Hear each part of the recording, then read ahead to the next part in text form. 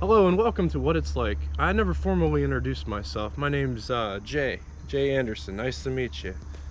Sorry, this is a bit awkward. I'm a bit awkward person. I'm trying to get better at it. But anyway, we're going to talk about what it's like or how to drive a stick shift or a manual transmission.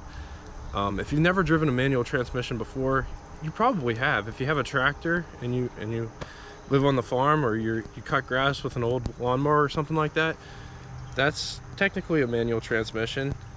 So if you've never done it before, sometimes it's easier to start on a tractor. So we have a Ford tractor that we're going to show you on first.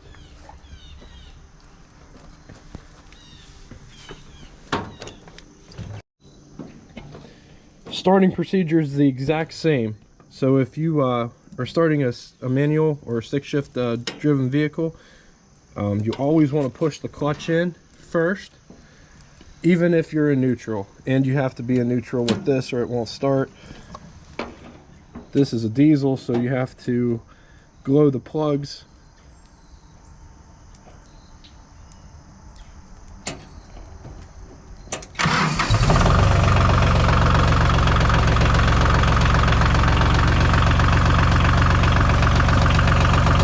This tractor is a little different. It's got four high gears and 3 gears whenever you're in high or low.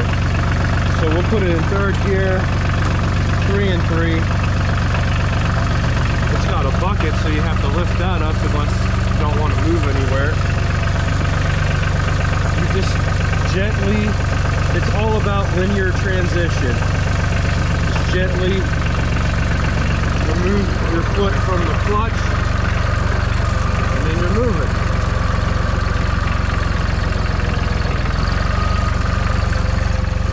This tractor's got a gas pedal on the side, so it's nice.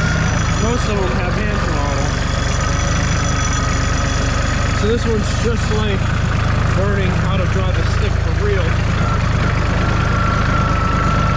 But if you've never pushed a clutch down before, if you have a neighbor or somebody you know that has a tractor's the best way, then you would just add in the other pedal, which we'll get to here shortly. You could drive this tractor just like a car. I will show you. We're going to switch it to 4th and put it in 1st here. It's all about linear transition.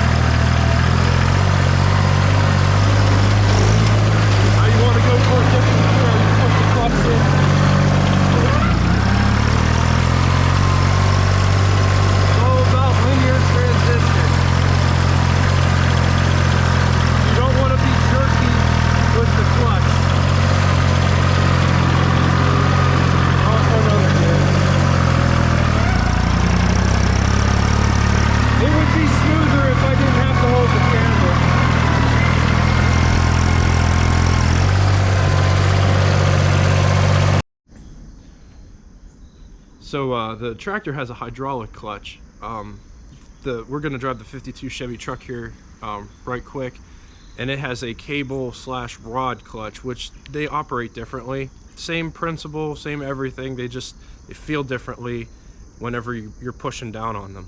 And you want to take your foot off the clutch as smoothly as you can, because if you don't, then you might have that jerking sensation that you really don't want. But let's drive the truck and we'll go from there. Okay, it's always a good idea. It doesn't matter if you're driving a tractor or driving a car or a truck, anything that has a stick shift, it's always a good idea to push the clutch in before you start it. Even if it's in neutral, just get in the habit of doing that, because if it doesn't have a neutral safety switch, sometimes it will start in gear and just take off. So you always push your foot on the clutch, put your other foot on the brake, and then you just start her like that. This truck has what's called the standard H pattern. First gear is up here, second, third, fourth, and reverse in this truck is all the way over and down. First gear in this truck's granny gear, so you don't have to start out in granny gear, you could just start out in second gear. Oh, I'm gonna touch on this too. If you're in an older vehicle that has a non-synchromesh transmission, you might hear the term get thrown around, double clutching. What does that mean? Well, all that really means is say you start out in first gear and you want to go to second gear, you have to push the clutch in, put it in neutral, release the clutch, push the clutch back in and put it into second gear. That's called double clutching. You just got to do an extra step. It's really not that difficult. Sometimes if it doesn't go into gear with the synchromesh unit, you could stop in neutral and get it to go in gear better. So there's your gas, there's your brake, clutch. This is emergency brake. High beam switch up here. This was the starter button, but if you can't hear it already, the truck's already started. So to get going, you just push the clutch in. I'm going to select second gear. You don't even have to put your foot on the gas. Just let your clutch out slowly. You start moving.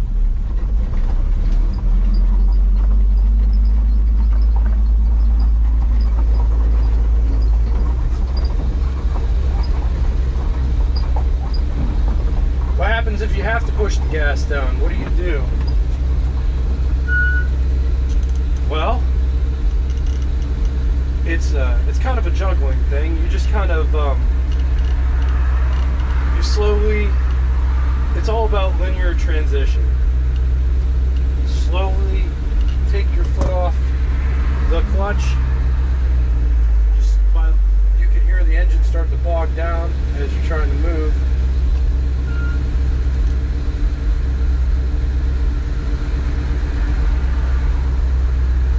A lot of cars we have to wait.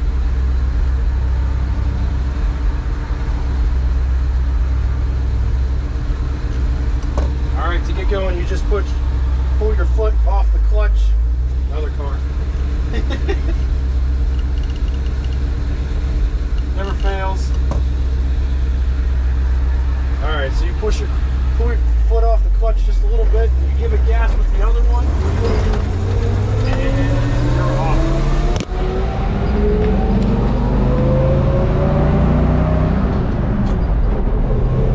That was a bad shift on my part. But you do it from sound if you don't have a tachometer. So we'll start out in second gear.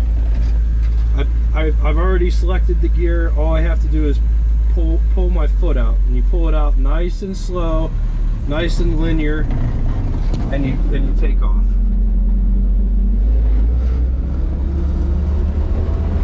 Once you're moving to go into another gear, you just push the clutch in, select your gear, push the clutch out. Well, they closed the road down here. That's crazy. It was open yesterday. Anyway, we're gonna go to third gear. So you just push the clutch in, you select third gear like that. It's hard to do all this and drive. If you're moving fast enough, you could just dump the clutch in, not dump it, but you could release the clutch slowly and go into third gear without pushing the gas down, which is nice. And you do the same thing to go in the fourth gear. I'm going to put it in fourth gear right now, but we're not going nearly fast enough. And you hear that shaking, that means that you're not going fast enough to put it down into a different gear. But this thing's geared pretty low, so you can put it in fourth gear at 10 miles an hour, which we're going. But it's working extra hard to get up that little hill because you should really be in third gear.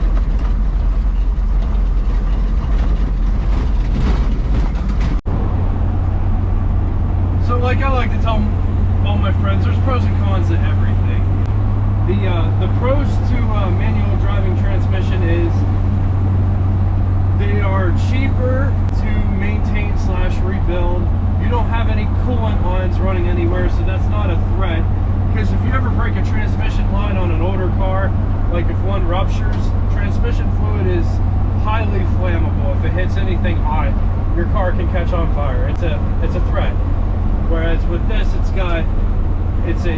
you know, you can leak transmission fluid, but it's more or less like a grease, heavy weighted oil. It doesn't spontaneously combust. You don't have transmission lines going to the radiator, so if you have to change a radiator jumps really easy. You're more involved with driving, so you're at one with the driving experience. Also, if your starter goes out, you can kickstart it, which I will now demonstrate. Okay, we're gonna kickstart this. And what does that mean? So I got the clutch pushed in. Anytime you have the clutch pushed in, it's in neutral.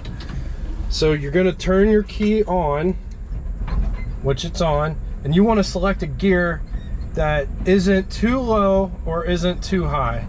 So I think second gear will work. You're gonna release the clutch, and that starts the car or truck in this situation. So that's a positive.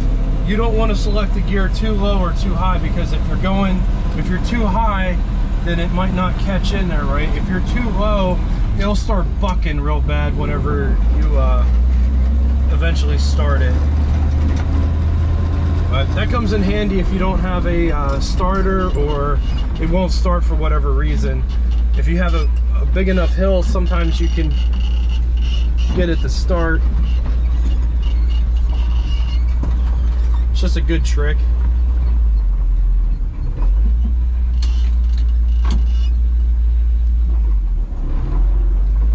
But yeah, that's basically it. You just gotta have nice linear transitions.